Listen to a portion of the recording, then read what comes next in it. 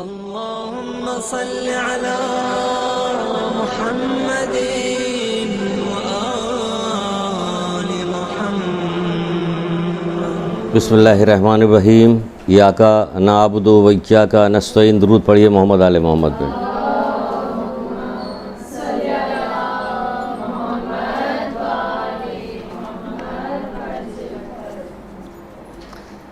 رسول خدا صلی اللہ علیہ وآلہ وسلم کی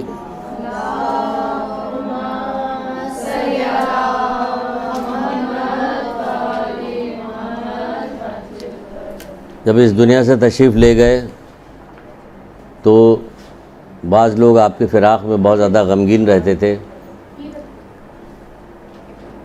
یہاں تک کہ ایک واقعہ ملتا ہے کہ ایک شخص مکے میں رہتا تھا اور آپ سے محبت کرتا تھا، اور آپ جب اس دنیا سے چلے گئے تو اکثر و بیشتر بہت زیادہ گریہ کیا کرتا تھا آپ کی یاد میں۔ کسی نے اس سے کہا کہ مدینے چلے جاؤ اور وہاں تمہیں شبیہ رسول کی زیارت ہو جائے گی۔ تو وہ مدینے آیا، امام حسین اسلام کے پاس پہنچا، تو جب امام حسین اسلام کو یہ بات معلوم ہوئی اس کی، تو آپ نے حضرت علی اکبر علیہ السلام کو بلایا۔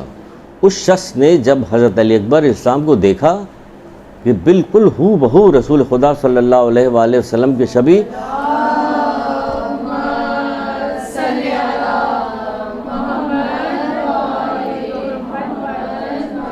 وہ مبہوت ہوا، بے ہوش ہو گیا ہو،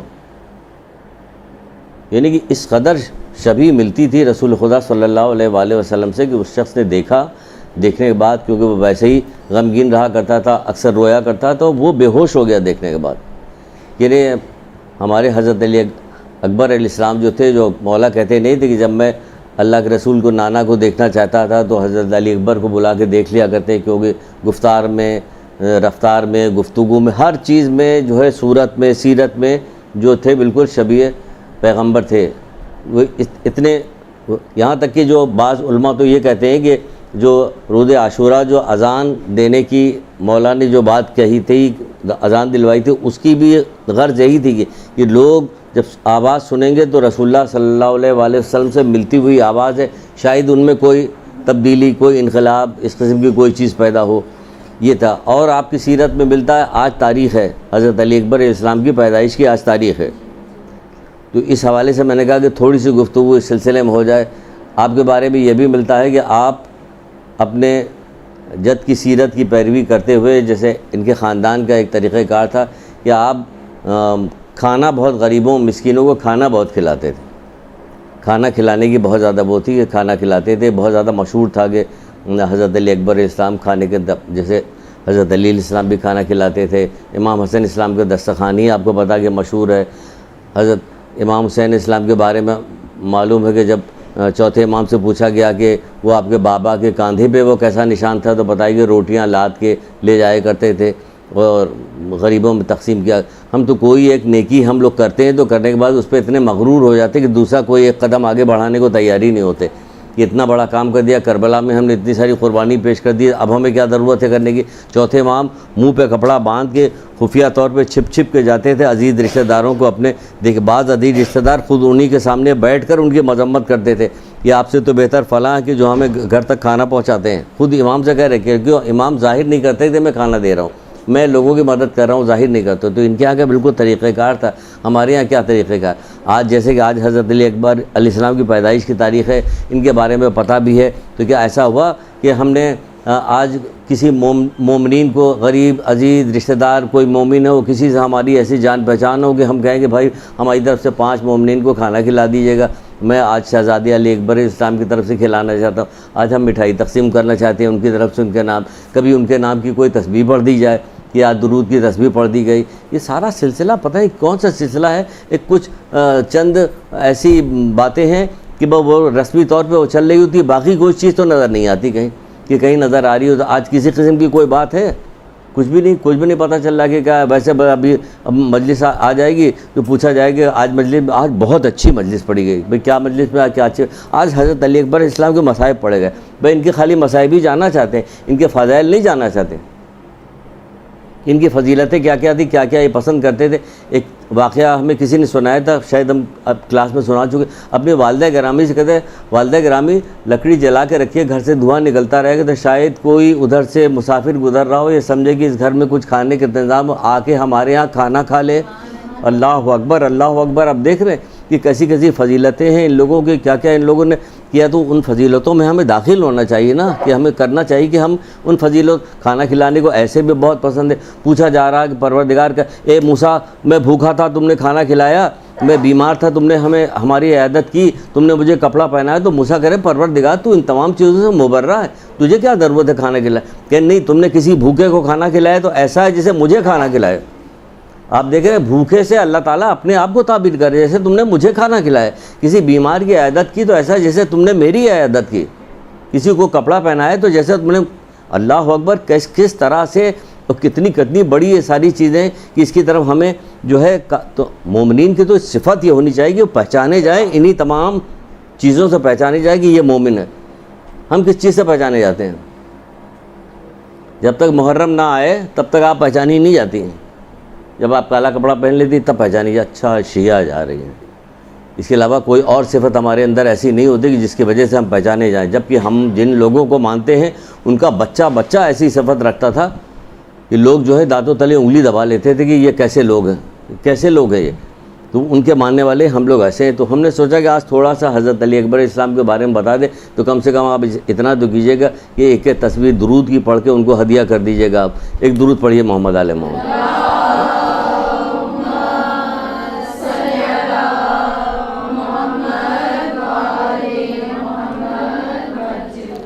ایک دفعہ کا ذکر ہے کہ چھٹے امام جعفر صادق علیہ السلام،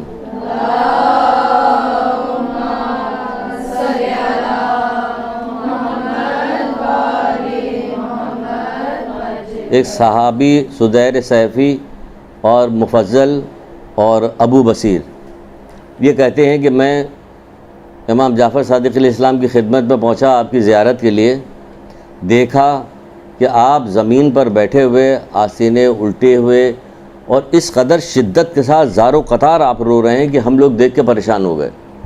وہ کہنے لگے مولا فرزند رسول، یہ کیا ہوا کہ آپ کی یہ کیا حالت ہم دیکھ رہے ہیں، ہم لوگ یہ کیا حالت دیکھ رہے ہیں؟ خدا نہ خواستہ کون سی تازی ایسی مصیبت ہے جو آپ کے اوپر وارد ہوئی ہے کہ جو آپ اس طرح سے گریہ کر رہے ہیں کہ بعض کتابوں میں لکھا چہرہ سرخ ہو رہا تھا، آنسو رخسار پہ بہہ رہے تھے، زمین پہ بیٹھے ہوئے تھے اور شدید گریہ کر رہے ہیں۔ آپ شدید گریہ کرتے جا رہے ہیں، تو جب امام سے یہ علی بات پوچھی تو آپ نے فرمایا کہ پوچھا کون یہ کیسا انداز ہے آپ کا جو یہ گریہ، یعنی کہ اس سے پہلے ان لوگوں نے امام کو اس طرح سے گریہ کرتے نہیں دیکھا تھا، تب بھی پوچھا کہ یہ کیسا انداز ہے آپ کا گریہ کرنے کا، آپ یہ کس طرح سے گریہ کر رہے ہیں؟ تو امام نے فرمایا کہ میں نے کتاب جعفر کا مطالعہ کیا تھا جس میں قیامت سے لے کے اور آخری زمانے تک کے لوگوں کا تذکرہ ہے، اس میں جب ہم نے امام کی اپنے جو آخری امام آئیں گے، جو ہمارے اس میں سے ہوں گے، ان کی جو پیغمبر کی ذریت میں سے غیبت جو ان کی ہوگی وہ طولانی ہو جائے گی۔ طولانی جب ہو جانے کی وجہ سے مومنین جو ہے مصائب میں گرفتار ہوں گے، انحرافات میں ہوں گے، وہ دین کے اندر سستی اور لاپرواہی کا برتاؤ کریں گے، دشمن ان کے بہت زیادہ ہوں گے، ان سے دشمنی کریں گے، تو اور اکثر ایسا ہوگا کہ دین سے بے بہرہ ہو جائیں گے۔ تو ان تمام چیزوں نے مجھے گریہ پہ مجبور کیا۔ کس چیز نے مجبور کیا؟ جو اس وقت کی ہماری حالت ہے، جو کچھ وہ گنا رہے ہیں کہ مصائب اس وجہ کہ لوگ شک و شبہات میں گرفتار ہو جائے، اکثر لوگ دین اسلام سے جو ہے بے منحرف ہو جائیں گے، انسان کا دین پس پش ڈال دے گا، یعنی جان بوجھ کے دین میں کوتاہی کریں گے، یہ سارا کام جو کریں گے مصائب کتنے ان کے بڑھتے جائیں گے۔ اس چیز نے مجھے گریہ پر مجبور کر دیا کہ جو غیبت جو بڑھتی چلے گی وہ گریہ کر رہے ہیں۔ اس بات پہ وہ تو گریہ کر رہے ہیں، کس بات پہ؟ کہ غیبت طولانی ہو جائے گی، مومنین دین کے معاملے میں سست ہو جائیں گے۔ دیکھیے آج اگر آپ نیٹ پہ جائیے، فیس بک کے اوپر جائیے، تو جو اکاؤنٹس بنائے گئے ہیں طرح طرح کے، اس میں کیسے کیسے انحرافات، کیسی کیسی شکوک و شبہات، کیسی کیسی چیزیں ڈالی جا رہی ہیں۔ یہ کیا ہو رہا ہے؟ یہ وہی تو اس کی کب سے، کس زمانے سے اس کی پیشن گوئیاں کر رہے ہیں۔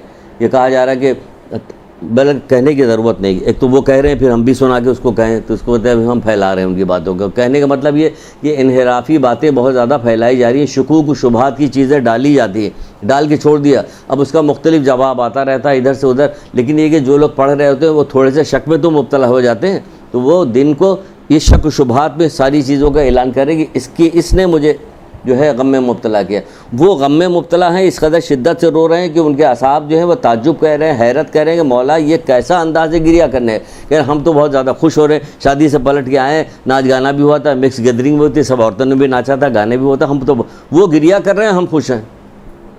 ذرا حشر تو دیکھیں ہمارا کیا ہے. یہ ایسی چیز ہے جس پہ آپ یہ بھی نہیں کہہ سکتی کہ آپ تھوڑا سا بڑھا کے بات کر رہے ہیں. کہاں سے بڑھا کے بات کر رہے ہیں؟ آپ کی آنکھوں کے سامنے ابھی شادی بیاہ جو ہوتے ہیں اس میں آپ دیکھ لیا کہ آپ کے یہاں جو پروگرام ہوتا ہے اس میں آپ دیکھ لیا کیجیے, آپ کے یہاں جو ابھی 22 رجب گزر کے گئی اس میں آپ دیکھ لیجیے کس طرح سے مکس گیدرنگ تھی, کس طرح سے لوگ کیا کر رہے تھے. کہ بھئی مولا کے نام پہ, چھٹے امام کے نام پہ کھلاؤ, تقدس ہونا چاہیے, پاکیزگی ہونی چاہیے, اسلام ہونا چاہیے, دین کا اس کے اندر نمایاں ہونا چاہیے کہ اللہ اور رسول کے نام پہ امام کی رضا کے لیے, اللہ کی رضا کے لیے کھلایا جا رہا. مومنین آپس میں ملاقات کر رہے ہیں, ان کی آپس میں ملاقات کے ثواب الگ لکھا ہوا, ثواب بڑھایا جا رہا, تو اس میں تو گناہ زیادہ شامل دکھائی دے رہا ہوتا. اس کا مطلب یہ تو کہ 22 رجب بنیاد نہیں, بالکل کریں. یہ کون کہہ رہا ہے کہ نہ کریں؟ بالکل کیا جائے. اس کی یہ بتائی جا رہی کہ دیکھیں وہ تو گریا کر رہے ہیں, ہم ہر چیز پہ خوش ہیں. ہمارے یہاں جتنی بھی بہرا روی ہو رہی, جو کچھ سب بہت زیادہ خوش ہے. بے پردہ عورت خوش ہے, داڑھی موڈا مرد خوش ہے, نوجوان بہرا روی میں لگا ہوا اس میں خوش ہے, ماں باپ بھی خوش ہیں کہ ہماری بچی تو MBA میں اس نے ایڈمیشن لے لیا, اب کس طرح سے جا رہی ہے یونیورسٹی, کس طرح سے آ رہی ہے, میڈیکل میں لے لیا, کس طرح جا رہی, کتنے لاکھ روپیہ پر ایئر خرچ پر سیمسٹر خرچ کیے جا رہے ہیں. سالانہ اگر جوڑا جائے تو ٹوٹل میں آ کے 30-35 لاکھ روپے میں وہ جو ہے MBBS کر کے نکلی ہے. تو اس کے بعد ہاتھ میں کیا لگا, اس کے حاصل کیا ہے, کہ ڈاکٹر بن گئی. تو میں نے کہا اگر انتقال ہو جائے, اللہ اگر اس کی زندگی رہے, کتنی زندگی ہو, 100 سال کی زندگی کی دعا, اللہ اسے 100 سال کی زندگی, تو بددعا دینے کے برابر ہے کہ تمہاری اتنی زندگی میں رہے گی. اللہ تعالیٰ لوگ دعا کریں مرنے کی, تم مرو نہ, تو بددعا ہو گئی ایک طرح سے. تم مرنے کی تمنا کرو, تم مرو نہیں, تو موت تو بہرحال آنی. تو اس میں اتنی وقت تم نے لگایا, اتنا پیسہ تم نے لگایا. آخرت کے بارے میں کیا سیکھا؟ آخرت بارے میں تم نے کچھ بھی نہیں سیکھا. پہلے تو سر پہ دوپٹہ بھی اوڑھ لیتی, اب کیا ہوا کہ جب سے تمہارے یونیورسٹیز میں, جب سے تمہارا کالج کے اندر, جب سے تمہارا میڈیکل کالج میں ایڈمیشن ہوا تو مجھ سے بھی گئی. تو اس کو کیا خوش ہوا جائے؟ دنیا اگر سونے کی بھی بن کے آ جائے گی ہم اسے ٹھکرا دیں گے, آخرت ٹھیکرے کی بن کے آئے گی ہم اسے قبول کر لیں, کیونکہ یہ باقی رہنے والی, یہ چھوٹ جانے والی. مولا کہہ رہے ہیں یہ باقی رہنے والی, آخرت باقی رہنے والی. جو باقی رہنے والی چیز ہے اس کے بارے میں ہمارا کیا سلسلہ ہے وہ خود آپ دیکھ ڈالیے کہ کیا سلسلہ ہمارے باقی رہنے والی چیز. محبت کسی سے ہم کو ہے نہیں. اللہ سے محبت ہے؟ کوئی اپنا جائزہ لے کے خود ہی بتائیے آپ لوگ کہ اللہ سے کس کو محبت ہے. جائزہ لیجیے کہ محبت میں کیا کیا جاتا ہے اور کیا ہوتا ہے, محبت کی کیا کیفیت ہوتی ہے, محبت کرنے والوں کی کیا کیفیت ہوتی. جو دنیا سے محبت کرنے والوں کی کیفیت تو آپ کو نظر آتی ہے کیا ہے کیا نہیں. نیندیں اڑی رہتی ہیں, چہرہ فخر رہتا ہے, اور یہ رہتا ہے وہ رہتا ہے, اور وہ کائنات کا مالک جو ہے, جو ایک ایک قدم پہ, ایک ایک سانس پہ کہا جا رہا ہے کہ ایک سانس لینے کے بعد دوسری سانس پہ 1000 شکر ادا کرنے کا وہ ہوتا ہے کہ اگر سانس نہ آئے تو کیا ہو. وہ پروردگار بغیر استحقاق کے نعمتوں سے نوازنے والا. بعض دعاؤں میں تعلیم دی گئی, ہمارا کوئی استحقاق نہیں, ہمیں نعمت, ماں کے پیٹ میں تھے ہمیں کھانا مل رہا تھا, ماں کے پیٹ سے باہر آئے تو ہمیں دودھ مل رہا ہے, کھانا مل رہا ہے, دنیا جہان کے لوگ ہماری آگے پیچھے لگے. کون سی ہماری ایسی استحقاق, یعنی ہماری کیا قابلیت تھی, کیوں ہمیں ہو رہا؟ اللہ تعالیٰ نے ان کے دل میں محبت ڈالی. تو یہ ہم سے جو کچھ کر رہے ہیں, سلوک کر رہے ہیں ہمارے ماں باپ, یہ کس کی وجہ سے کر؟ یہ اللہ تعالیٰ نے جو ڈالا ہے اس کی وجہ سے کر رہے ہیں. پھر وہی اللہ کا احسان آ گیا. کوئی اللہ سے محبت کرنے والا نہیں, کوئی ائمہ سے محبت کرنے والا نہیں. کہاں ائمہ سے محبت کرنے والے لوگ پائے جاتے ہیں کہیں؟ وہ طولانی غیبت طولانی ہو گئی, کہاں رو کے دعائیں لوگ مانگ رہے ہوتے ہیں. انصاف سے بتائیے. ایک بات پوچھیے, ہماری تو فارمل ایسی کلاس ہوتی, بعد میں علماء آتے ہیں وہ آپ کو پڑھاتے ہیں, وہ ذرا دوسرے اسٹائل سے بات کرتے ہیں, وہ عالمانہ بات ہوتی. ہم ذرا گھریلو اسٹائل میں آپس میں بیٹھ کے جیسے بات کر رہے ہیں ویسے. آپ بتائیے 365 دن ہوتے ہیں, اگر کہا جائے کہ سب سے زیادہ کس امام کا نام لیا جاتا ہے یہ ایک سال کے اندر, تو 2 ہی امام ہیں جن کا سب سے زیادہ نام لیا جاتا ہے. ایک حضرت علی کا نام لیا جاتا ہے, ایک امام حسین اسلام کا نام لیا جاتا ہے. جو آپ کے وقت کا امام ہے, ان کے بارے میں کیا خیال ہے؟ ان کے بارے میں کیا؟ ابھی آ جائے گی تاریخ, آ جائے گی 15 شعبان ہو جائے گا, حلوے بنیں گے اور وہ آتش بازیاں چھوڑی جائے گی اور قصہ ختم ہو جائے گا. اور وہ نیٹی ڈیجے پہ جا رہے ہیں, وہ عریضہ ڈال لیں گے. یہاں بیٹھ کے بھی کام ہو سکتا ہے, جہاں کہیں رہیے گا وہاں بیٹھ کے آپ کا کام ہو سکتا ہے. ہمارے ائمہ تو ایسے تھے کہ 7ویں امام یا 11ویں، کسی امام کا نام نہیں یاد ہے کس کے بارے، ایک شخص نے، ایک یہودی نے، ایک شخص نے ان کا امتحان لینے کے لیے کیا کیا کہ ایک سادہ کاغذ لیا، اس پہ انگلی سے لکھنا شروع کر دیا. وہ لکھتا جا رہا تھا، اس نے لکھا تو اس پہ ہم اگر کچھ لکھیں گے تو انگلی سے کیا لکھا ہے، ایک خط لکھ کے بھیجا کہ اس کا جواب دیجیے. امام نے ویسے ہی لکھ کے اس کا جواب بھیج دیا. اس نے جب وہ دیکھا تو دنگ رہ گیا اور ایمان لے کے آیا. ایمان لے آیا کہ ہاں بالکل صحیح ہے. وہ تو ایمان لایا، آپ نے درود بھی نہیں پڑھی.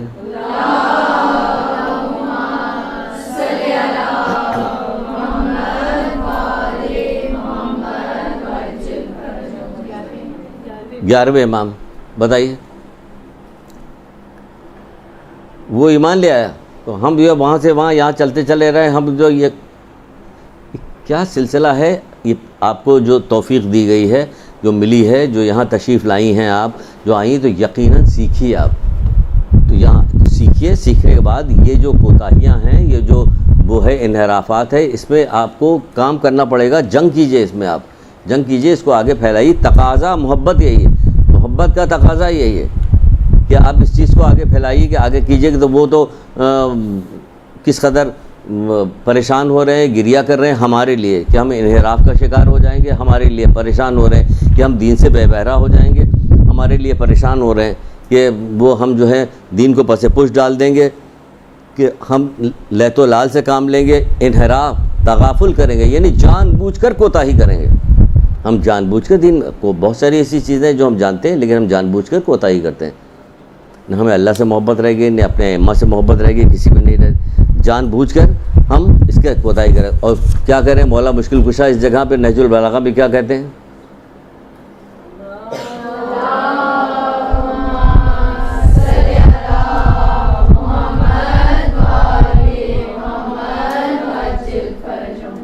آپ فرماتے ہیں کہ جنت کے لہلاتے ہوئے باغ، دوزخ کے بھڑکتے ہوئے شعلے، جس کے سامنے ہو اسے کسی اور بات کی فرصت ہی نہیں. عمل خیر کے لیے دوڑ پڑنے والے کا بیڑا پار ہے، سست رفتار کی نجات کی توقع ہے، اور جان بوجھ کر کوتاہی کرنے والوں کو دوزخی میں گرنا ہے. نہج البلاغہ مولا مشکل کشا.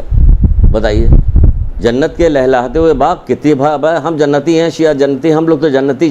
جب جنت کے لہلاتے ہوئے باغ آپ کے سامنے ہیں اور دوزخ کے بھڑکتے ہوئے شعلے سامنے ہوگی تو اسی کسی بات کی، تو کس بات کی پرواہ نہیں ہے. یہ عمل خیر کے لیے دوڑ پڑنے والے، کہاں عمل خیر کے لیے دوڑا جا رہا ہے؟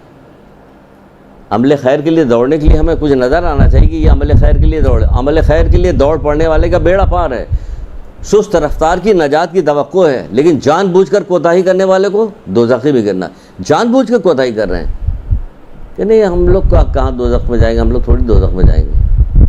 بھی تو آپ کہہ رہی ہیں جو تھوڑا بہت سیکھا، جن لوگوں نے اڑتی پڑتی خبریں سنی، تو کوئی بھی تو یہودی بھی یہ کہہ رہے ہیں، قرآن نقل کہہ رہا ہے کہ وہ تو کہہ رہے ہیں کہ ہمیں تو دوزخ کی آگ چھوئے گی تو بس ذرا سے چھوئے گی، قرآن بس ذرا سے چھوئے گی. تو سب یہی کہہ رہے ہیں، وہ بھی یہ کہہ رہے ہیں کہ ہم دوزخ میں نہیں جائیں گے، ہم بھی یہ کہہ رہے ہیں دوزخ میں نہیں جائیں گے. دوسروں کا حق ماریے گا، سارے برا کام کیجیے گا، دوزخ میں نہیں جائیں گے سب.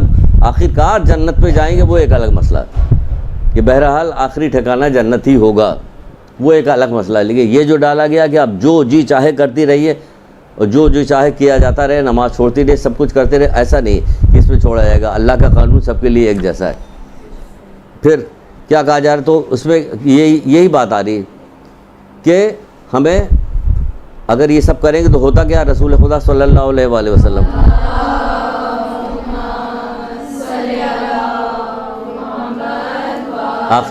آخری زمانے میں جو فتنے برپا ہوں گے اس کے لیے تو انہوں نے ان کے باقاعدہ پیشن گوئی کی کہ حدیث باقاعدہ صبح کو مومن ہوگا شام کو کافر ہو جائے گا، شام کو مومن ہوگا صبح کو کافر ہو جائے گا. کہہ دیا. یہاں پہ انچولی میں وزیری صاحب میں کتنے کیس آتے ہیں عورتوں کے کہ وہ ہمارے میاں تو اس نے تو کہہ دیا کہ نہیں ہم نے عیسائیت قبول کیا، ہم اب وہ نہیں، ہم تو عیسائی ہو گئے. کہ کیا کیا جائے گا، فوراً چھوڑو، الگ ہو تو گیا، نکل گیا. وہ صاف اعلان کر دیا کہ نہیں ہم عیسائی ہو گئے، صاف اعلان کہ ہم فلاں ہو گئے. آپ کے یہاں پہ بہت زیادہ یہ آپس میں بیٹھ کے جب تک گفتگو بیٹھ کے جو ادھر ادھر کی باتیں ہوتی ہیں اس کی جگہ پہ یہ ڈھونڈا کیجئے کہ ہم کہاں سے راستہ نکالیں اس گفتگو کے درمیان میں شامل ہونے کا.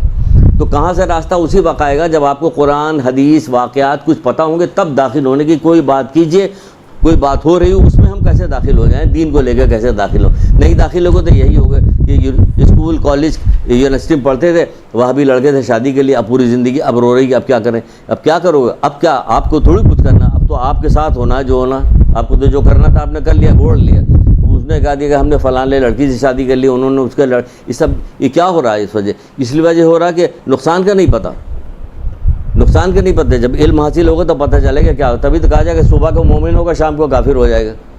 وہ علی کو اللہ ماننے لگے، بڑی محبت علی کی ان کو آ گئی کہ علی کو اللہ ماننے لگے، تو صبح شام جو نکل گئے وہ۔ تو اس طرح کی نہ جانے کتنی چیزیں، وہ یہ وقت نہیں یہاں پہ کہ یہ ساری چیزیں بتائی جائے، ہمارے پاس باتیں بہت ہیں۔ آپ کو ہوشیار کر رہے ہیں کہ دیکھیں زندگی ایک بار ملتی ہے، آپ کو ایک بار زندگی ملی، صرف اس چکر میں مت رہیے کہ ہماری ایسی شادی ہو جائے اور ایسے ہمارا گھر ہو، ایسا ہم گھومیں اور ایسے یہ ساری چیزیں سب ویسی والی چیزیں، خیالی باتیں، کسی چیز میں کوئی تسکین کسی جگہ نہیں۔ ہر خوشی کے بعد ایک غم اس دنیا میں لگا ہوا، یہ سمجھ لیجئے، کوئی ایسی چیز نہیں کہ جس کے بعد وہ ہے۔ تو غمگین اللہ جسے دوست رکھتا ہے اس کے دل میں غم ڈال دیتا، غمگین کر دیتا اسے۔ مومن کے بارے میں تعریف میں مولا مشکل کشا حضرت علی اسلام ارشاد فرماتے ہیں،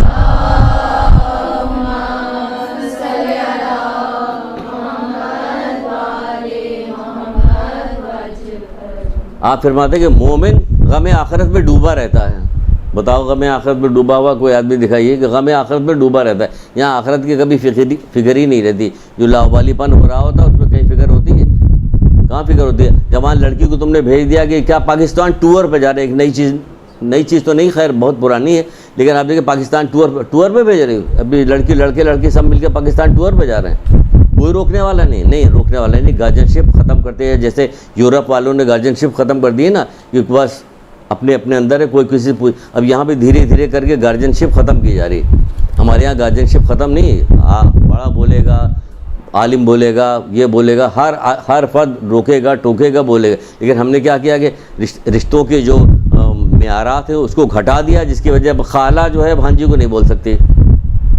کیوں؟ کہ پہلے تو دعا تعویذ کر رہی تھی، اس کے رشتے چھوڑوا رہی تھی، وہ اس کا خالہ نے اپنا معیار گھٹا دیا، اتنا نیچے چلی گئی کہ اب خالہ نہیں رہے گی۔ جبکہ رسول اللہ سے جب اس آدمی نے کہا تھا اپنی لڑکی کو کنویں میں دفنانے کے بعد کہ اللہ کے رسول مجھے افسوس ہو رہا ہے، کیا میرا یہ گناہ معاف ہو سکتا ہے؟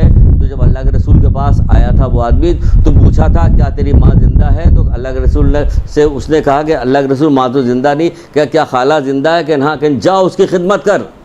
مطلب کیا نکلا ہے؟ خالہ کی خدمت کرو گے تمہارا یہ گناہ قتل کا جو اس زمانے میں جو تھا کہ زندہ لڑکیوں کو دفن کر دیا تھا، وہ والا گناہ تھا، اس سے تمہیں نجات مل جائے گی، یعنی چھوٹ جائے گا۔ پھر جب جانے لگا تو کاش اس کی ماں زندہ ہوتی۔ تو مطلب یہ تھا کہ خالہ بھی اتنی پاور رکھتی تھی کہ وہ اگر اس کی خدمت کرتا تو وہ آج خالہ کون سی پاور رکھتی ہے؟ خالہ اپنی پاور دیکھ لے، چچا اپنی پاور دیکھ لے، تایا اپنی پاور دیکھ لے، کسی میں کوئی بات رہی نہیں گئی کہ جو معیار ہونا چاہیے تھا رشتوں کا، وہ رشتے کا معیار ہی ختم ہو گیا۔ وہ سب تو ایک دوسرے کے یہ ساری دشمنی کس بات پہ ہوتی ہے؟ کہ حب دنیا کی محبت میں ہوتی ہے، یہ دنیا کی محبت میں۔ حضرت لقمان اپنے بیٹے سے کہہ رہے ہیں کہ اے بیٹا دنیا میں اتنے داخل نہ ہو جاؤ کہ تمہاری آخرت برباد ہو جائے، یعنی کہ دنیا داری اتنی نہ کرے، دنیا میں اتنے داخل نہ ہونا کہ تمہاری آخرت خراب ہو جائے، نہ تمہیں اتنا اس سے باہر نکل آنا کہ دوسروں پہ بوجھ بن جاؤ۔ بات سمجھ میں آئی ہے کہ اس کا کیا مطلب نکلا؟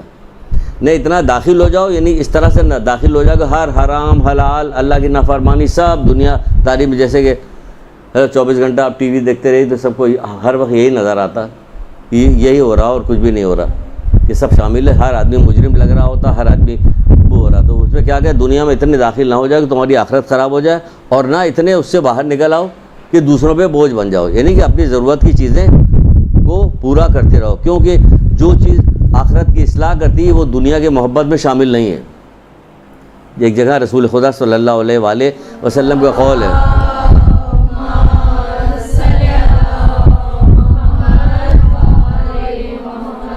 یعنی دنیا میں رہتے ہیں تو جو چیز آپ کی آخرت کی جو آپ کی اصلاح کرتا ہے وہ حب دنیا میں شامل نہیں ہے۔ ہمیں روزگار اتنی تو کمانا ہمیں کہ ہمیں اپنی زندگی کا سب پورا کر سکے، لوگوں سے ہاتھ نہ پھیلائیں، بہت سارے کام دنیا کے ہوتے ہیں تو وہ تو ہمیں کرنا پڑے۔ جو تمہاری آخرت کی اصلاح کر رہی وہ جو ہے حب دنیا میں شامل نہیں ہے۔ آخرت تو آپ کو خود ہی نظر کرنا پڑے گا کہ آخرت میں کیا کام کر رہے ہیں، کہ جو آخرت میں ہے یہ ہم یہ دنیا داری کے لیے کر رہے ہیں، ورنہ تو مولا مشکل کشا یہی کہتے ہیں حضرت علی علیہ السلام۔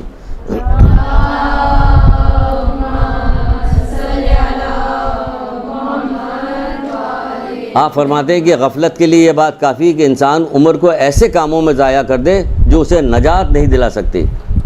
سبحان اللہ. ایسے کاموں میں خود آپ دیکھ لیجیے آپ کیا کام یہ نجات کا راستہ ہے یا نہیں, یہ نجات کی مصروفیت ہے کہ نہیں ہے, یہ مصروفیت ہماری نجات کی ہے بے راہ روی کی, کون سی مصروفیت, یہ اس کے غفلت کے لیے کافی ہے بات, یہ غافل بات میں.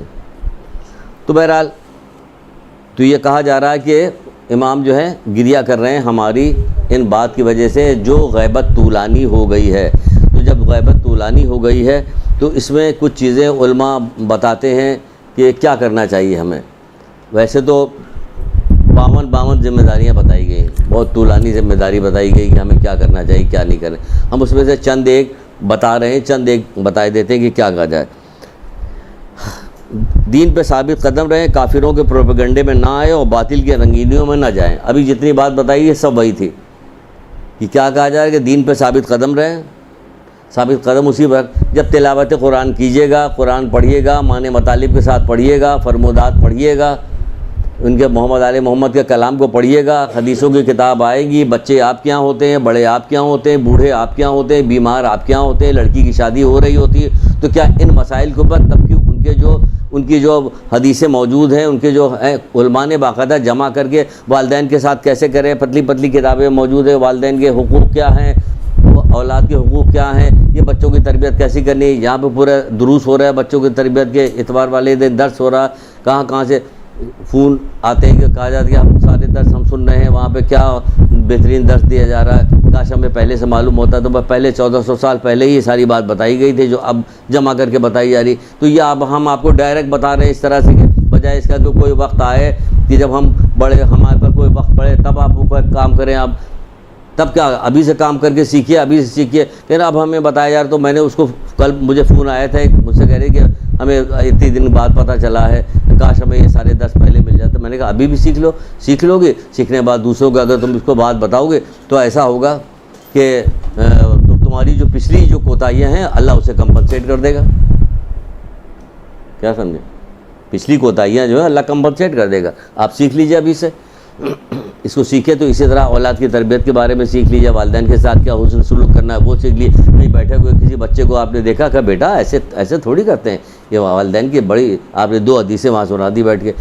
جہاں پہنچے آپ نے 2 پڑوسی کے ساتھ یہ کرتے ہیں, عزیز رشتہ داروں کے ساتھ یہ کرتے ہیں. ہاتھ کون سی ایسی چیز ہے جس کے بارے میں پتہ نہیں, ہمیشہ مر کے جانا, قبر میں کئی ہزار سال تک رہنا, پتہ نہیں کتنے سال تک رہنا. پوچھا جائے کہ بتاؤ قبر کے برزخ میں قبر کے حالات بتاؤ کہ کیا ہوگا, نہیں پتہ. کیوں؟ تمہیں تو وہاں کئی ہزار سال رہنا, ہمیں نہیں پتہ کتنے سال رہنا. حضرت آدم کے زمانے سے جو لوگ مرے تو وہ اب تک برزخ میں ہیں. تو جب اب تک برزخ میں اتنی لمبی برزخ چل رہی تو وہاں ہو کیا رہا ہے؟ کیوں دل میں کیفیت نہیں پیدا ہوتی کہ ہم پتہ کریں کیا عزیز رشتہ دار کوئی مرتا نہیں ہے, کوئی مرتا تو سوچتے نہیں کہ تو دفنا دیے گئے, اب یہ کہاں گئے, اب یہ کہاں گئے, تو اب کیا ہو رہا ہے ان کے ساتھ. تو دماغ میں سوال نہیں پیدا ہوتا. کہ سوال پیدا ہو تو پوچھا جائے, کس سے پوچھا جائے, کون سی کتاب خریدی جائے, لائی جائے, دیکھی جائے, پڑھی جائے کہ کیا ہے کیا نہیں, پڑھ کے دیکھیں. کیونکہ ہمیں ہمیشہ تو رہنا نہیں, جانا تو ہے. یہاں پہ اتارا بس سے, ادھر سے پشاور سے کہیں سے بس آ رہی تھی, ان کو سب کو اتارا, 20 آدمی کو دھائیں کر کے مار دیا, ختم ہو گیا. اخبار میں پڑھا کہ وہ 20 آدمی مار دے گئے. بھائی وہ تو آ رہے تھے, پتہ نہیں کہاں آ رہے تھے, کہاں جا رہے تھے, ان کو 1 منٹ پہلے خبر تھی؟ نہیں خبر تھی کہ ہم مار دیے جائیں گے, وہ مار دیے گئے. ایک امیر کبیر آدمی تھا, اس نے اپنے جو ملنے کے لیے جب کوئی آتا تھا تو بڑے لوگ ملنے کے لیے آتے تھے, غریب کسی آدمی سے نہیں ملتا تھا. دربان بھی تھے اس کے, اور سب کھڑے رہتے تھے وہاں پہ, سب ہوتا تھا. ایک پھٹے پرانے لباس میں ایک شخص آیا, کہہ رہے ہمیں تمہارے مالک سے ملنا. تو اس نے کہا کہ نہیں, تم مالک سے نہیں مل سکتے. تو کہا نہیں, ہم تمہارے مالک سے ملیں گے. بھائی تھوڑی تکڑا, اس نے زور سے آواز دی کہ میں ملنا چاہتا ہوں, کرخت آواز بھی. اس نے بھی سنا کہ آواز آ رہی, کوئی اتنی سختی کے ساتھ کون ہے کہنے کے. کہنے لگے میں پوچھنے کی ضرورت نہیں ہے, ہم جب کہیں جاتے ہیں تو پوچھتے نہیں ہیں, ڈائریکٹ آتے ہیں, ہم سیدھے آتے ہیں. بتاؤ. اب یہ ڈر گیا کہ یہ کون آگے, ڈائریکٹ آگے پہنچا کیسے. پھر میں ملک الموت ہوں, آیا ہوں, میں کسی سے پوچھ کے نہیں آتا ہوں, چلو میرے ساتھ. اب یہ گھبرا گیا, ملک الموت کا نام سن کے. تو ملک الموت آتے ہیں, پوچھ کے نہیں آتے کہ ہم جا رہے ہیں. تو ہمیں پہلے سے تیاری ہر چیز کے کر کے رکھنا چاہیے کہ نہ جانے کس وقت آ جائیں. تو ہم تو پہلے سے تیار ہیں, ہم توبہ ہر وقت توبہ کر رہے ہیں. لیکن نہیں, آپ اپنی جتنا آج آپ اپنی آنکھوں کے ساتھ دیکھ رہے ہیں, اب سے 50 سال پہلے, 100 سال پہلے اور پیچھے چلے, اتنی اتنی چیزیں نظر نہیں آتی تھی عبرت کی. اب ہر وقت ٹی وی ہے, اخبار ہے, اس کے ذریعے ہے, یہاں میسج آ گیا, وہاں میسج آ گیا, اور سعودی عرب میں یہ ہو گیا فلاں. ہر وقت ہمیں بات ملتی رہتی کہ جتنا آج ہمیں پتہ چلتا پہلے کبھی, لیکن جتنا آج غافل ہیں پہلے غافل نہیں تھے. الٹی بات ہو رہی کہ آج ہمیں ہر وقت معلوم ہو رہا تھا, آج ہمیں پتہ پہلے نہیں پتہ تھا, پہلے نہیں پتہ تھا, لوگ اتنے غافل نہیں تھے. آج ہمیں ایک ایک بھائی کی اطلاع مل رہی, پھر بھی ہم غفلت میں ہیں, پھر بھی ہم غافل ہیں, پھر بھی ہم کسی طرح سے متوجہ ہونے کو تیار نہیں ہیں. کیوں؟ گناہ کی وجہ سے. یہ گناہ ہے جو ہمارے دل کو سیاہ کیے ہوئے ہے اور ہمیں عبرت نہیں لینے دیتا, کسی طرح سے عبرت نہیں لینا دیتا کہ ہم نے جو پچھلی زندگی گزاری اتنی گزر گئی ہے, اس میں پتہ نہیں کیا کیا کوتاہیاں کی. اس کو ہی ہمیں توبہ کرنے میں کتنا وقت لگے گا, آگے ہم کیا مزید کام کریں. تو ہم جلدی ہمیں چاہیے اس بات کو کہ ہم اپنی آخرت کو بچائیں, سنواریں, اور جو آخرت کے لیے کام کر رہا تھا اسی کی سنوری ہوئی دنیا کہلاتی ہے. دنیا کس کی سنوری ہوئی؟ قارون کی دنیا اچھی دنیا نہیں کہلائے گی. اگر آپ غور کریں تو شداد کی اور نمرود کی اور فرعون کی دنیا کو آپ گو کہ بڑا تخت و تاج اور بڑا ٹور تھے اور یہ ساری چیزیں, یہ اچھی دنیا نہیں کہلائے گی, یہ بری دنیا ہے. شان و شوکت سے آپ جو آج کل لوگ رہتے ہیں, دیکھتے رہیں, باتیں لوگ کرتے ہیں, محفل میں بیٹھے رہتے ہیں, بات کریں کہ وہ فلاں خان جو ہے وہ انڈیا کا وہ جو ایکٹر ہے, اس کے بعد اتنے کروڑ روپے ہیں, اتنے ہزار کروڑ روپے ہیں, اس کا مکان اتنا بڑا ہے, یہ وہ. تو کیا وہ بیچ میں آنا چاہیے نا. یہ کوئی اچھی زندگی تھوڑی ہے کہ اگر یہ اچھی زندگی ہوتی تو اللہ تعالیٰ تو یہ کب کہتا کہ اگر یہ دنیا, ابو ذر غفاری سے رسول اللہ نے کہا, بتائے کوئی کیا کہا؟ ہم نے کہا نا کہ بیچ میں داخل ہونے کے لیے اٹکنے والی چیز تھوڑی ہونی چاہیے, فرفر والی چیز ہونی چاہیے کہ آپ کے نہیں. اے آبادر, اگر یہ دنیا اللہ کی نگاہ میں مکھی کے پر کے برابر بھی ہوتی تو کافر کو ایک گھونٹ پانی نہ دیتا. تو یہ جو تم بتا رہے ہو, جو صاحب بتا رہے تھے, ان سے کہا کہ جو آپ یہ بتا رہے ہیں یہ اللہ کی نگاہ میں تو مکھی کے پر کے برابر بھی نہیں ہے, تو اس کی کیا تعریف ہونا, اس کی تعریف کیا کی جائے, جو اس کی کوئی حیثیت ہی نہیں. جس کی حیثیت ہے, جس کے بارے میں کہہ رہا آؤ دیکھو کیسی کیسی آنکھوں کی ٹھنڈک ہم نے سجا کے تمہارے لیے رکھی ہوئی ہے, جو وہ جس کی وہ تعریف کر رہا اس کی طرف ہم متوجہ نہیں, اور جس کی وہ مذمت کر رہا اس کے پیچھے مرے مٹ رہے ہیں. یہ کیا غفلت ہے ہماری, نہ جاننا ہماری. تو ہمیں آگے بڑھنا چاہیے. یہ جو رنگینیاں ہیں ساری چیزیں, اس پر نہیں جانا چاہیے, کیونکہ مولا کہتے ہیں کہ کمزور عقل دنیا کی چمک دھمک کیا کام کرتی ہے کہ ان کمزور عقلوں کو بگاڑ دیتی ہے. تو جب عقلیں کمزور ہو گئیں گناہ کی وجہ سے, جس کی وجہ سے یہ دنیا کی چمک دھمک ہمیں بگاڑ کے رکھ رہی ہے. پھر امام جعفر صادق علیہ السلام فرماتے ہیں,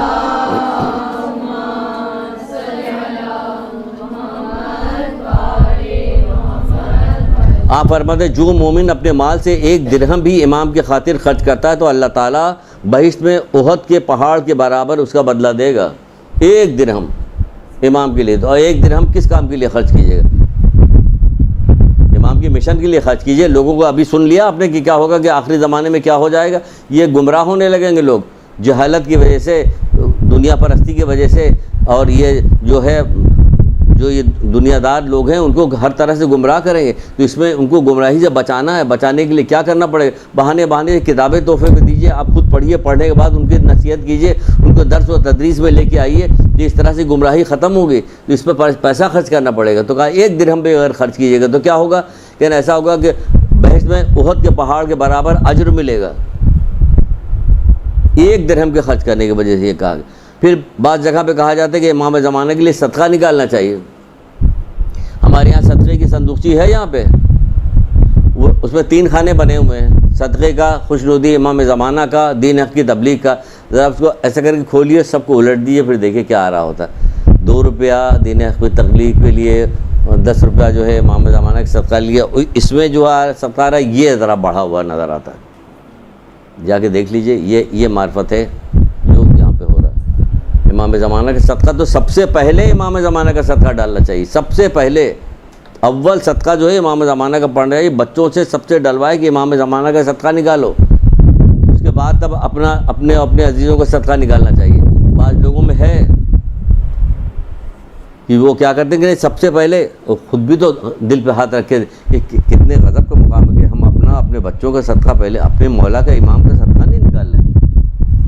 شرم آئے گی آپ کو؟ پھر نہیں، پہلے امام زمانے کا صدقہ صبح شام نکالو، صبح نکالیے اور شام نکالیے، امام زمانہ کا صدقہ نکالیے، نکالنا چاہیے۔ پھر پانچویں امام، امام محمد باقر اسلام،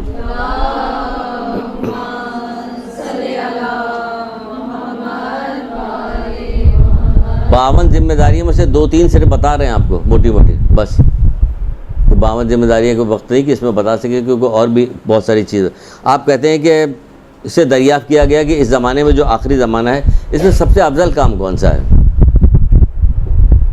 کس سے پوچھا گیا؟ 5ویں امام سے پوچھا گیا، اب بہتر کام کون سا؟ تو آپ نے فرمایا اپنی زبان کو کنٹرول میں رکھو اور گھروں میں رہو۔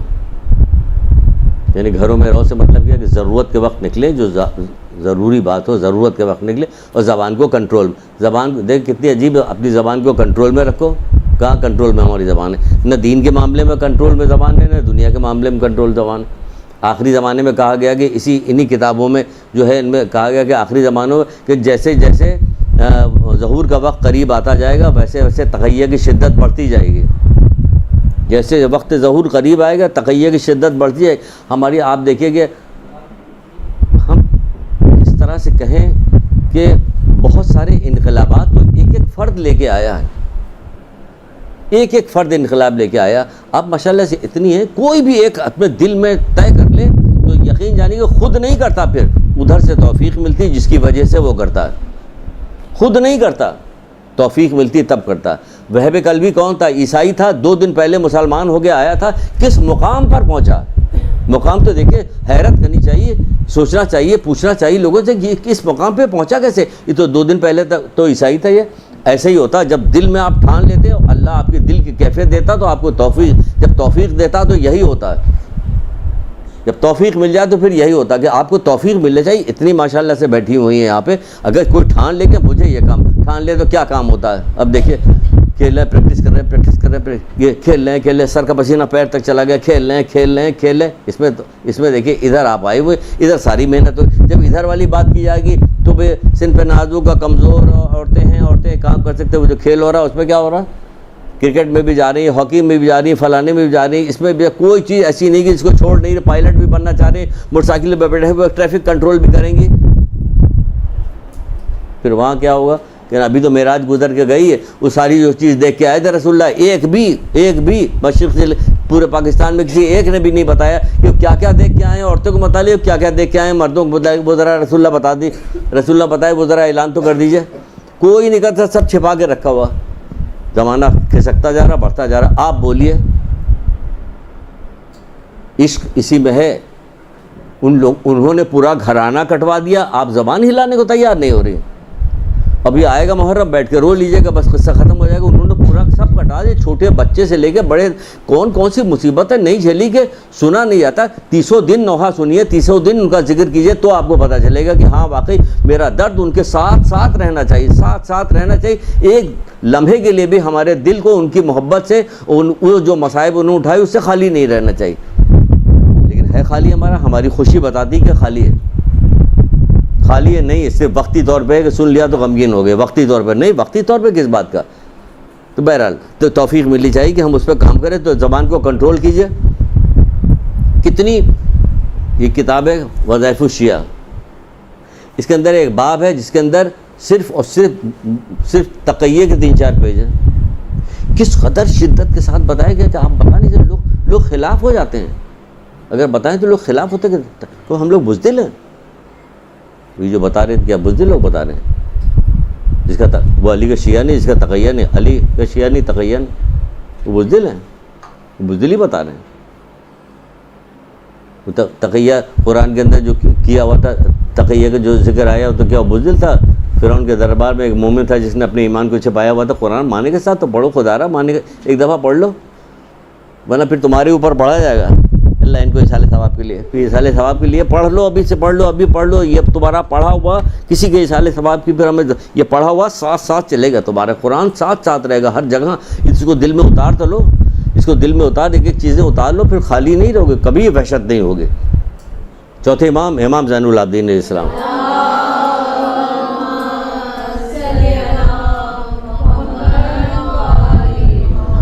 اب دیکھیں، ہم نے وحشت کہا، کوئی پروگرام نہیں تھا، چوتھے امام کی یہ بات بتانے کی کوئی پروگرام نہیں ہے. آپ کو ایک مطلب جو ابھی بتا رہے ہیں کہ آپ کو ہر بات کے درمیان میں ایک بات نکال لیجیے، تو اس کے حوالے سے آپ کو سکھا رہے ہیں، ایک چیز بتا رہے ہیں.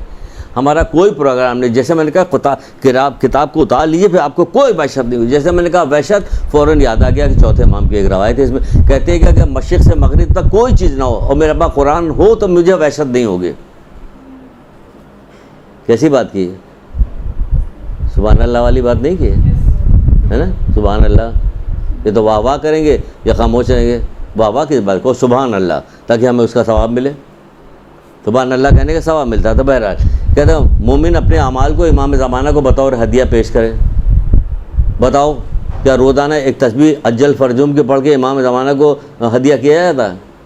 کتنے کرتے ہیں بتائیے؟ کیونکہ جھوٹ تو بول نہیں سکتے ہیں، امام زمانہ کا معاملہ ہے. ایک تو پڑھتے نہیں تو ہم کوئی ثواب نہیں حاصل کرتے، جھوٹ بولتے ہیں تو پتہ چلا ثواب تو حاصل نہیں ہو رہا، گناہ لے رہے ہیں. تو دیکھ لیے کتنے افسوس کی بات ہے کہ نہیں پڑھ رہے ہیں. یہ ایک تسبیح کم سے کم ایک تسبیح بہت کم ہے جو امام زمانہ کے لیے. کم سے کم ایک تسبیح تو پڑھ کے اجل فرجوم کی تو ہم پڑھ سکتے ہیں روزانہ ایک تسبیح. یہ کس کو ہدیہ کریں گے؟ امام زمانہ کو ہدیہ کر رہے ہیں. نہیں، چھوڑے، کہنے کی بات نہیں، ورنہ وہ ہو گیا کہا جا رہا ہے، اس بہانے سے موقع آ گیا تو کہہ رہے ہیں. نہیں، تو کم سے کم ایک تسبیح اجل فرجوم کی. آج کا دن ناگا نہیں جائے گا. آج یہاں سے جائیے گا، راستہ چلتی جائیے گا، تسبیح ختم، کوئی کام رکتا نہیں ہے. تسبیح پڑھنے میں کوئی کام میں کہیں رکاوٹ نہیں ہوتی، فائدہ نفع پہنچ رہا ہوتا، آسانی ہو رہی ہوتی، ہر کام میں آسانی پیدا ہو رہی ہوتی. بجائے اللہ کا ذکر کریں تو آسانی نہ پیدا ہو. ہم تمہیں وہاں سے روزی فراہم کریں گے جہاں سے تمہارا گمان بھی نہیں ہوگا. کس کو؟ اللہ کا ذکر کرنے سے، اللہ کو یاد کرنے سے. ہمیں گمان کے مطلب اگر ہمیں گمان ہے کہ یہاں سے ملے گا تو کیا فائدہ ہو؟ ہمیں تو گمان ہی نہ ہو کہ کہاں سے آ گیا، اور ہمیں مطلبی ضرورت بھی اس کی نہیں. ہم تو دعا کرتے کہتے پتہ ہمیں کیا پتہ کہ کہاں سے ملے گا. تو نے کہا جہاں گمان نہیں ہوگا بھیج دے ہمارا یہ کام ہونا چاہیے، بس ہو جاتا وہ کام ہو جائے، کیونکہ اس کے لیے کوئی وہی نہیں. تو ہدیہ کرنا. قرآن کی آیت کا کچھ چاروں کل پڑھتی ہیں، آیت کرسی پڑھتی ہیں، کچھ تو پڑھتی ہیں. تو ایک وقت کسی وقت پڑھنے کے بعد کہیے کہ امام زمانہ کو ہدیہ کیا ہم نے. 5 وقت کی نماز پڑھتی ہے تو کسی ایک وقت کی نماز میں امام زمانہ کو ہدیہ کر دیجیے. ایک وقت میں نماز کو رسول اللہ کو اور ان کی ازواج کو جو ہے ام سلمہ ہیں، حضرت خدیجہ الکبریٰ ہیں، باقی لوگوں ان کو اصحاب کو ان کو ہدیہ کر دی. ایک میں آپ نے حضرت علی علیہ السلام کو، بی بی سعیدہ کو، امام حسن امام حسین، ان کے ازواج، ان کے اولاد، ان کے حضرت زینب سلام اللہ علیہ، حضرت ام کلثوم وغیرہ کو ان کو ہدیہ. تو 5 وقت کی نمازیں ہوتی ہیں. آپ سب جگہ ڈیوائڈ کر لیجیے گا کس طرح. ایک وقت نماز پکڑ لیجیے، امام زمانہ، ان کے والدہ، ان کے اولاد، ان کے اسباب جو ہیں ان کو ہدیہ کریں. پڑھ لیے کچھ تھوڑی بہت. کم سے کم کتنی دیر لگے گا؟ اگر یہ آپ چاروں قل آیت کرسی پڑھیے گا تو کتنی دیر لگے گی؟ 3 منٹ 4 منٹ. تو یہ ان کو ہدیہ کرنے کو یہ کہا جا رہا. پھر کہا جا رہا کہ ان کے لیے دعا کریں، کیونکہ آپ دعا کیجئے کہ پروردگار جلد سے جلد ان کا ظہور فرمائے. تو کیا ہے؟ آپ ایسا آپ دعا کریں. یہ دعا کیا کریں؟ تو مظلوموں کی مدد کے لیے آپ دعا مانگ رہے ہیں. اگر آپ غور کیجئے تو مظلوموں کی مدد کے لیے دعا مانگ رہے ہیں. ان لوگوں پہ جن پہ ظلم کیا گیا تھا ان کے انتقام کے لیے ہم دعا مانگ رہے ہیں کہ ان کا انتقام آئیں، ان کا انتقام لیں، اس لیے دعا مانگے. تو کہا روزانہ کی دعاؤں میں یہ دعا شامل ہے کہ پروردگار جلد سے جلد ظہور کر. بعض کتابوں میں لکھا ہوا کہ ان کے انتظار میں ان کے ہمیں گریہ کرنا چاہیے کہ مولا ابھی تک نہیں آیا. آپ مولا اب قیامت تو یقیناً ہے، مکھی کے پر کے برابر بھی آنسو آئے تھے کبھی کسی کے کہ مولا دیر ہو گئی ابھی تک نہیں آئے، یہ کب ظاہر ہوگا؟ مولا کب آئیں گے آخر آپ؟ نہیں. کیوں؟ روزانہ یاد نہیں کرتے. ان کی کتابیں گھروں. غضب خدا کہ ہمارے وقت کے امام ہیں، ان کے متعلق ہمارے گھر میں کوئی کتاب نہیں ہے. کتاب ہے پوچھا جائے اس کے بعد کتاب ہے. 2 آدمی سے آپ لوگ لے کے روزانہ پڑھا کیجیے. بھائی ان لوگوں کے پاس ہے ماشاءاللہ. ایک درود پڑھیے محمد آل محمد.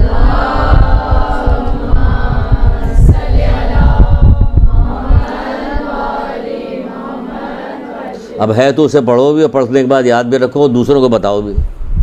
اتنا ثواب ہے اس بات کا. چھٹے امام جعفر صادق علیہ السلام کے پاس آئے لوگ.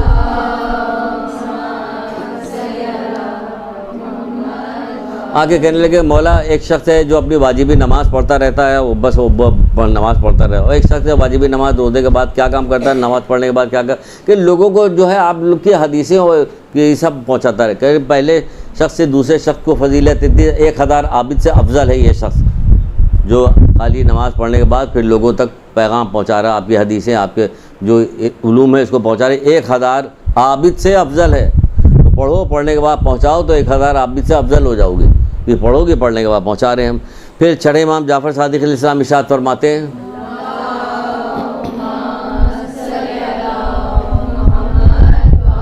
آپ فرماتے ہیں کہ غیبت کے زمانے میں اس قدر شبہات پیدا کیے جائیں گے کہ اچھے خاصے لوگ مشکوک ہو جائیں گے، اچھے خاصے لوگ مشکوک ہو جائیں گے۔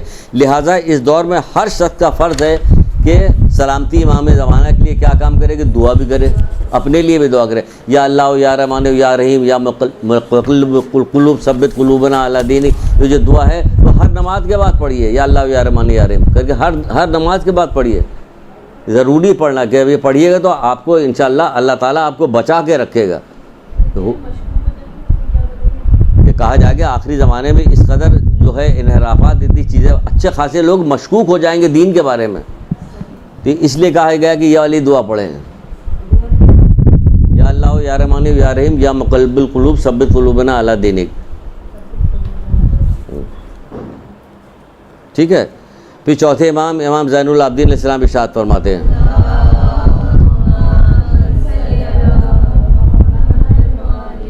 آپ ارشاد فرماتے ہیں کہ جو شخص غیبت کے زمانے میں ہماری ولایت پر ایمان رکھ کر ثابت قدم رہے، ہماری ولایت پر ایمان رکھ کر ثابت قدم رہے تو اللہ تعالیٰ اسے شہید بدر اور احد کے مرتبے، جو شہید بدر میں جو لوگ شہید ہوئے تھے، احد میں جو لوگ شہید ہوئے ان کو 1000 شہید کا ثواب دے گا، 1000۔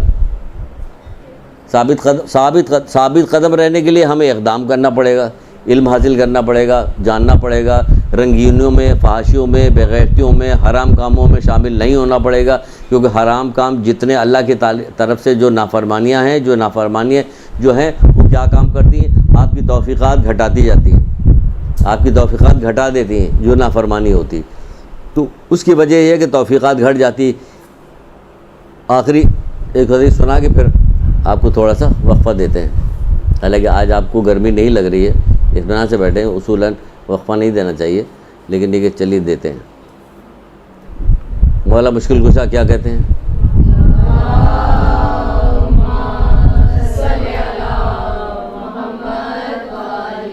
جو اچھی چیز کو برا جانے، بری چیز کو اچھا جانے، اور نصیحت کرنے والے کی نصیحت سے روگردانی کرے، نصیحت کرنے والے کی نصیحت سے روگردانی کرے، اللہ تعالیٰ اسے کبھی توفیق نہیں دیتا۔ کیا کون سی اچھی چیز؟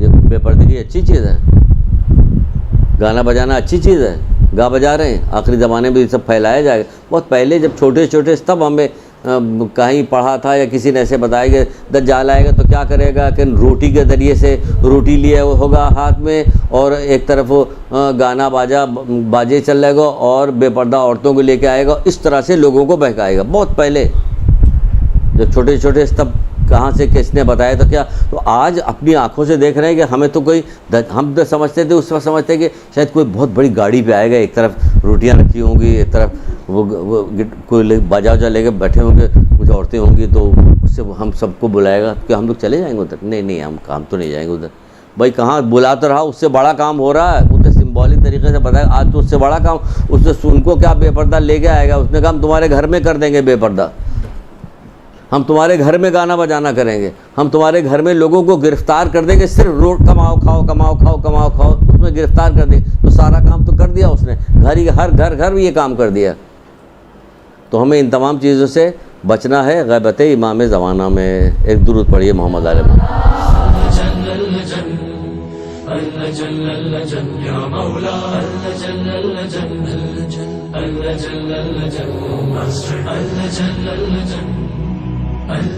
يا صاحب السماء